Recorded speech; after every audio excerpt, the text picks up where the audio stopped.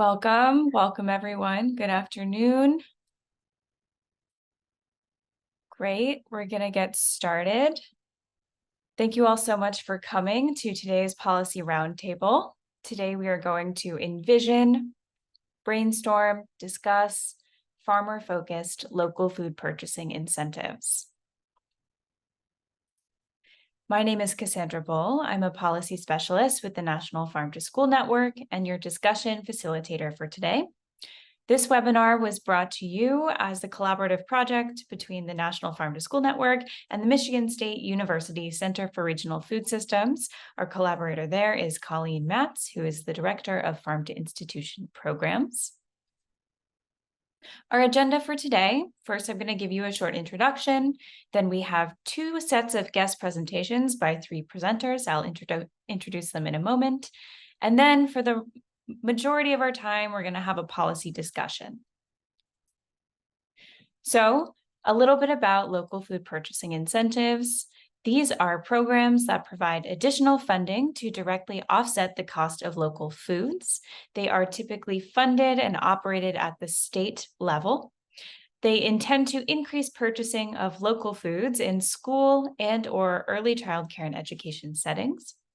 And to date, there are at least 17 local food purchasing incentives that have been established, dating all the way back to 2001. So in the current model, state agencies give money to child nutrition programs if they do, or so that they can, purchase local food from local farmers and food producers. Today, we are asking the question, what if we flipped that model? What if we incentivized farmers, not schools, for institutional food purchases? So in this model, the state agency would give money directly to the farmer, who would then sell food to schools. Our goals for today is our very first brainstorming session about this topic. So we really just want to generate excitement among this group. We want to tease out why this model is interesting to you all.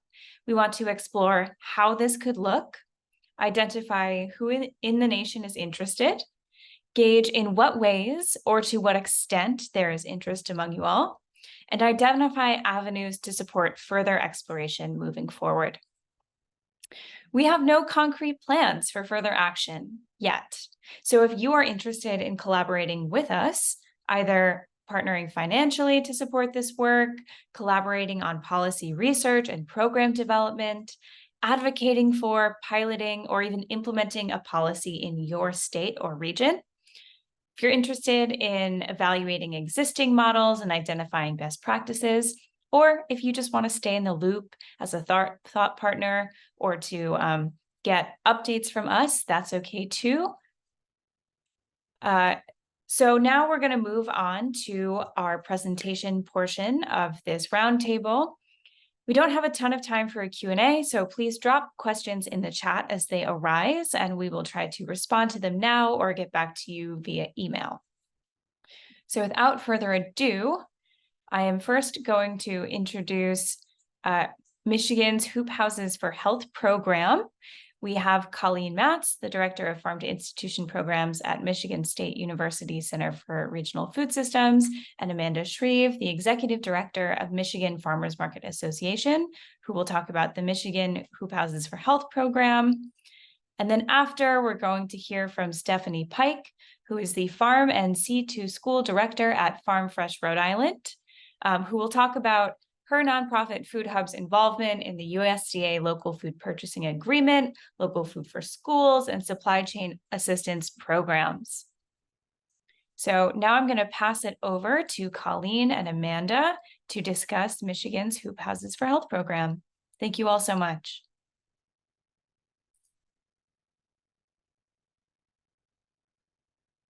Great, I'm going to get us kicked off. And so Cassandra, if you'll advance the slide. I'm going to be talking to you all today about a program called Hoop Houses for Health, and the intersection between our Hoop Houses for Health program and Michigan Farm to School efforts.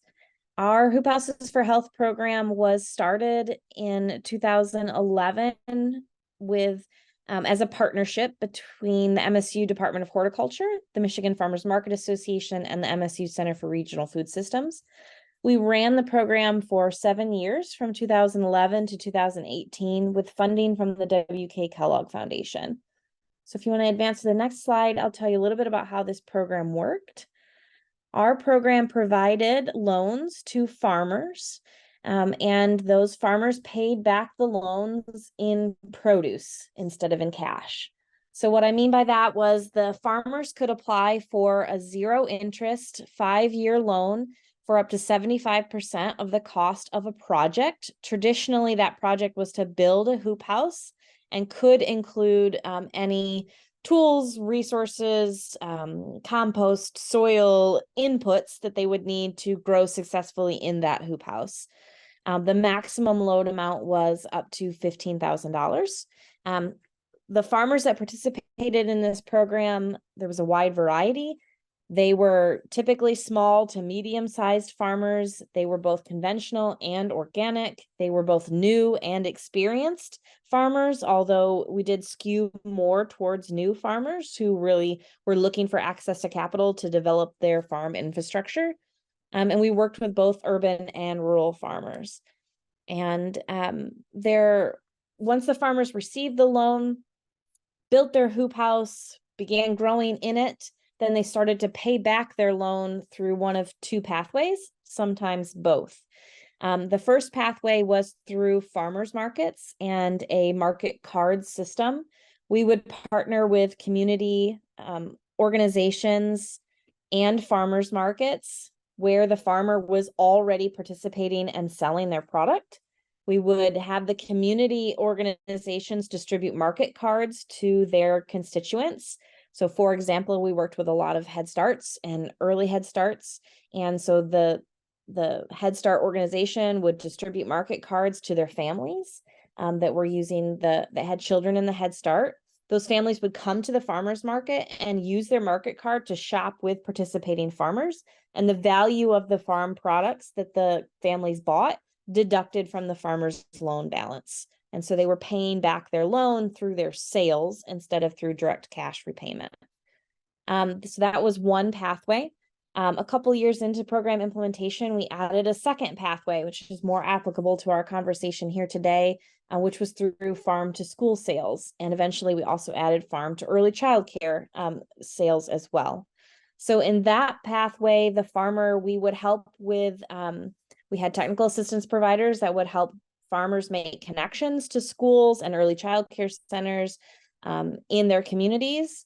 They would meet with those buyers and decide what they were interested in buying. Hopefully they were meeting at a time when they could plan what they were going to grow into their production cycle so that they could be more successful in meeting the needs of the farm and early childcare center. And then the value of the produce that the farmer sold and delivered to the school or the early childcare center would again be deducted from the loan amount. So this program really was multifaceted and benefited a lot of different entities, including the farmers themselves, obviously, with the access to capital and improving their farm's infrastructure and expanding their growing season through the use of hoop houses. Also very beneficial in the tangible food distributed to farms, early childcare centers, and families, and also strengthen farmers markets that the farms were participating in by incorporating or welcoming new shoppers to those markets and helping them learn how to access healthy, fresh food at farmers markets. We did not set market prices for the produce. The farmers determined the prices for their products. We did provide technical assistance around hoop house production that included how to determine the cost for your products based on cost of production and the cost the market would bear. One of the resources we created out of this program was a pricing guide for Michigan direct marketing farmers selling both in a market setting and through a wholesale setting. And school districts were not paying for the produce. They were receiving the produce from the farmer for free, and the value was being deducted from the farmer's loan. So the school district was not paying for the produce, although they did need to receive an invoice from the farmer to document the value of the food and then sign off that they received that food at that value. So they had a role in documentation, but they were not exchanging payment for the products. So that is a just very brief description of how the program worked. I'm going to turn it over to my colleague in this program, Colleen Matz, to share more. Thank you, Amanda. And I wanted to provide just a little more context to talking about how these two programs worked in combination. They were essentially running in parallel in their first 4 years each. And they both aligned with work of our Michigan Good Food Charter. And I think we have some, there we go, some links that are showing up here that you all can check out. Our Michigan Food Work at the bottom has the charter information. So we had our first Michigan Good Food Charter in 2010. And we had plenty of follow-up efforts to advance some of the priorities in that charter between 2010 and our most recent charter in 2022. So we had one grant for the My Farm to School grant program beginning in 2011, and we had another grant to fund some of the statewide efforts to advance those priorities of the charter, and Hoop Houses for Health was part of that, and did not include the repayment option initially, as I think Amanda mentioned.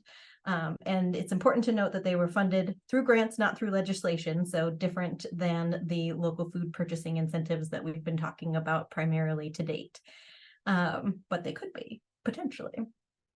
So in our follow-up project in 2014, that was the first time that these two programs were funded together, and that's when we added the farm to school repayment option for Hoop Houses for Health. But the combination of the programs was only successful straight away because of a lot of farm to school and farm to ECE groundwork that we had done. We, meaning collectively here in Michigan with our state agency partners and other organizational partners. And part of that was through our grant program. So between 2011 and 2018, over 70 K-12 schools, districts, and ECEs received mini grant awards, and those were just up to $2,000, so small awards, and for a maximum of 3 years could our grantees participate. But those grants were designed to help schools and ECEs increase their local food purchasing and service in food programs that were reaching Michigan children. So through the grant program, our grantees were provided with training, technical assistance, and funds to plan for or implement local food purchasing. And they also provided reporting to share their experiences, including some of their needs. And some of the needs that we heard of through that reporting was access to more local foods and access to more local farmers. So we had a ready network of school food service directors and ECE food program managers who could take advantage of this opportunity with Hoop Houses for Health and that loan repayment option when it came about. Next slide, Cassandra. So this is just a rough estimate or kind of an average return on investment that you can see here that we came up with close to the end of this project. But please note that these numbers were developed way back in 2017, so they're likely to be very different in today's conditions. I did want to show this, though, just to show how we framed kind of that annual return on investment and all of the benefit it could have. We do believe this model is scalable. It could operate at the city, county, state, or regional level, even at the national level. But having staff in place and adequate staff in place to support it, including to administer the loans and provide assistance for Hoop House production and marketing and farm to school connections and technical assistance, as Amanda mentioned, is really critical to its success. So that's all I have. Turn it back to you. Thank you. Yeah, thank you, Amanda and Colleen. The first time I heard about this program, it just made me smile. So it's definitely something we can all think about as inspiration of a past program that was successful. And now we will hear from Stephanie Pike on a current program and hear more about what is happening in Rhode Island. So Stephanie, take it away. Hi, everyone. We can go to my first slide, which is the next one. So my name is Stephanie Pike. I am the Farm and Seed to School Director for the state of Rhode Island, and my position sits with an organization called Farm Fresh Rhode Island. My focus is really on local food procurement for school meals. And so what I'm going to detail today is a collaboration between the Rhode Island Department of Ed and Farm Fresh Rhode Island. We can go to the next slide. So in my role, I'm working very closely with Farm Fresh Rhode Island and the Department of Ed to help manage 2 out of these 3 programs, supply chain assistance, which RIDE held back 10% of their allocation specifically for local purchasing. And then there's the Local Food for Schools Cooperative Agreement Program, which is all for local purchasing. But I should clarify here that we don't officially have a local food purchase incentive program yet. For schools, but we've been utilizing these funds essentially as a pilot for developing one. And LFPA is subcontracting. It's also going through Farm Fresh, and they're subcontracting directly with producers to produce food for the emergency food system. If we have a few minutes, Ava is on the call and she manages that program. Or if you're lucky to end up in a breakout room with her, then she's a genius, and she can talk some more about that. So yeah, all of these funds have already been a game changer. They've already helped provide clarity on where the focus should be for these types of programs in schools. We can go to the next slide. So the model that RIDE and Farm Fresh partnered on for these grants was to put all of the allocations for SCA and LFS into accounts on Market Mobile, which is Farm Fresh's food hub. And then schools could order down from their allotment through the e-commerce platform, which is essentially like an online farmers market. The farms post their own products and they set their own prices. So it's a very transparent system. And the idea was just to be a one-stop shop for schools and for farmers, and to provide some control over sourcing or vetting of producers, or what people were buying, or if it was eligible and all of that. We have some built-in systems at Farm Fresh to be doing that. And so that's where we started this journey. Next slide, please. And this is what we're looking at the moment for outcomes. I mean, we are not full all the way through these grants yet, but I just want to direct you to 2 places here on the slide. The fact that we had 100% of our public school districts that were participating respond to a pre-planning survey with Market Mobile, which, don't worry if you're not from Rhode Island, because we only have 36 public school districts, so larger states, don't feel bad about that. But it is still a really big deal. And then the other piece is the products of note in LFS and SCA, because these products are really where our model is changing and starting to move more into a farmer-focused or contracting space. Next slide, please. So I think overall, it was really the challenges that got us to this step in our thinking. You'd be very surprised, but getting schools to spend down the money that is in Market Mobile at the moment is actually pretty tricky. It requires a ton of capacity, outreach, communications, technical assistance. So, the farm to school team at Farm Fresh had put our heads together and found products that we know schools are going to use regularly, and that could be put on some sort of a production schedule, and then worked with the vendors and the farmers to be planning production around the schools. And that was nice because we could do that without a ton of school input, except for, of course, letting us know what they would be willing to purchase. So those are the products of note that you saw in the previous slide: ground beef, leafy greens, cheeses, apples, and potatoes and butternut squash, which were diced and frozen. And like this has completely changed and made it a lot easier. The ease of use is a lot easier, or a lot better now, for Market Mobile and for the schools. And this experience with working this way has led us to where we're thinking moving forward, which is on our next slide.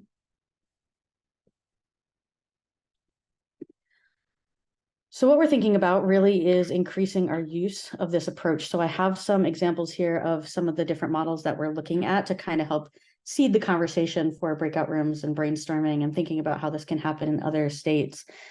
Just a few different ways that we're thinking about it, at least. Initially, the approach that we took is pretty similar to the existing DoD Fresh program. And the approach that we're considering now is essentially the same as the USDA Foods program and that system of using allocated funds to contract with farmers. So essentially, we're trying to take existing approaches that have infrastructure and are benefiting larger farms or big ag at the moment and scaling that down to benefit smaller farmers, medium-sized farmers, socially disadvantaged farmers, and local food processors and producers. So the three pieces that we're looking at now is utilizing the LFS or SCA money. There's a new round that just came out for SCA, and we're looking at forward contracting with farmers on some of those same products that we have been successful with in the previous versions of this funding, and then seeing what else we can source as at the market mobile and at the state level that we can get out to schools that they can choose to spend on their allocations on. We're also looking at utilizing some of this money to invest in new value-added products like Montana Marinara. If you all have heard of Montana Marinara, product is an excellent project. Thanks to our Montana friends for sharing this project with us and helping us work through how this might work in Rhode Island. But since the LFS and SCA funds are used on lightly processed or minimally processed or whole items, we can utilize that funding to contract with farmers to have a consistent place for the local ingredients that we put into that product. And we could do that with other products as well down the line.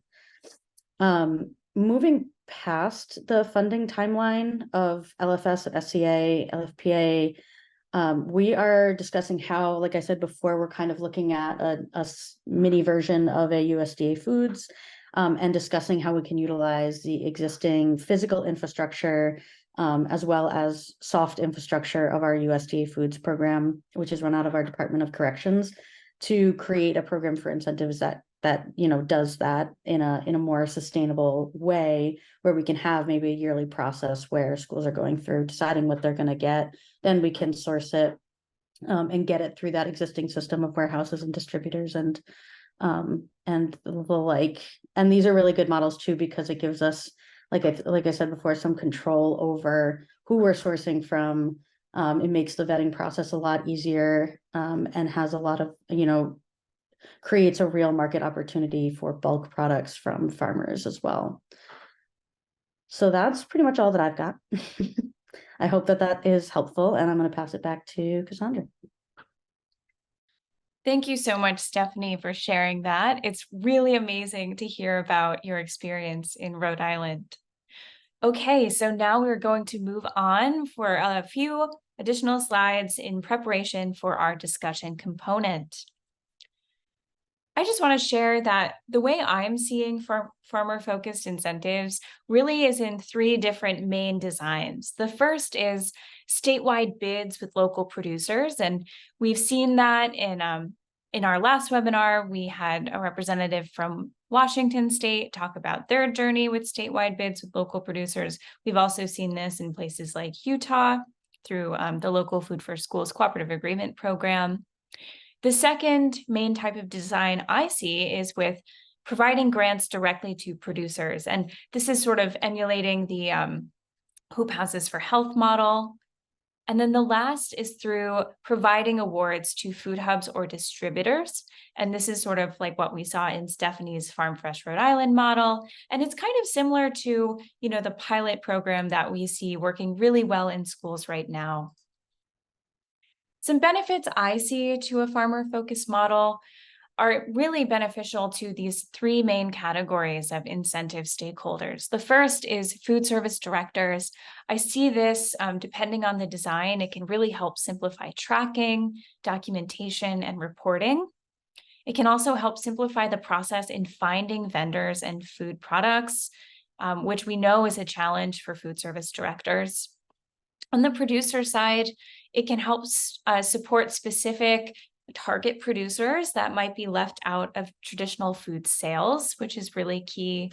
And it also, depending on design, might be able to guarantee sales to schools, which is really special. And then lastly, on the state agency side, we can see that state agencies can direct funding to specific kinds of producers or products based on whatever direction they want to take. It can also help state agencies understand farm level impact to a greater extent. And then lastly, state agencies, depending on design, might be able to have simplified or centralized reporting requirements, especially if they go through that food hub or food distributor level. Some design questions I have moving forward are, how can we integrate preference or limit specific types of producers based on characteristics or practices? What would the incentive rates or amount to producers be, and then what would the program budget be? How do we simplify reporting and documentation? What would that look like? And then would these programs offset 100% of costs? Or could it be a match-based system or a rebate? Obviously, there would need to be extensive technical assistance provided to producers. And then lastly, how can this align with existing local food purchasing incentives? Because we know that these programs are already in a lot of states and doing well. So those are my questions. And before we move on, I just want to share a little bit about who's in the room. So of our registrants, we had 44 states and DC represented among all of you, and that includes public officials like legislators, city and county officials, state departments of Ag and Ed and the USDA. We have nonprofits and supporters of local, state, and national scales in all different kinds of sectors and focus areas. We even have food service directors on the line and food service management companies. And then lastly, we have some producers in the room. So we have representation from farms, food hubs, cooperatives, and even food manufacturers. So it's really amazing that folks in all of these different categories, all of these different backgrounds are interested in this same thing. And because we have quite a few registrants, that means we are going to have breakout rooms. So our breakout rooms will have 20 to 30 people each. I want to say, do not feel pressured to participate. It's okay to just sit back and listen. Don't feel pressured to have your camera on. It's all good. We will record the discussions, but not share them out widely.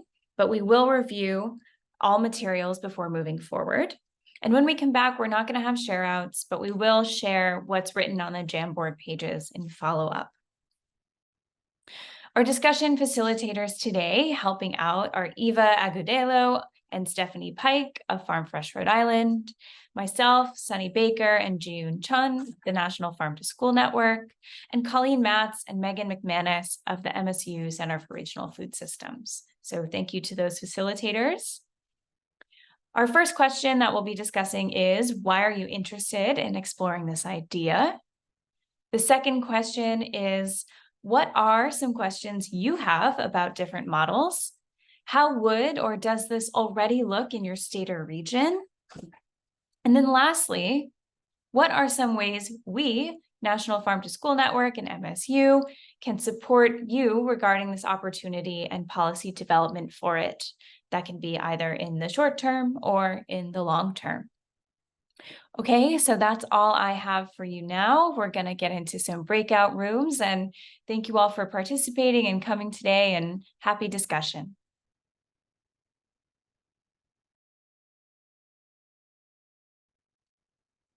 Great. Thank you all so much for a robust discussion.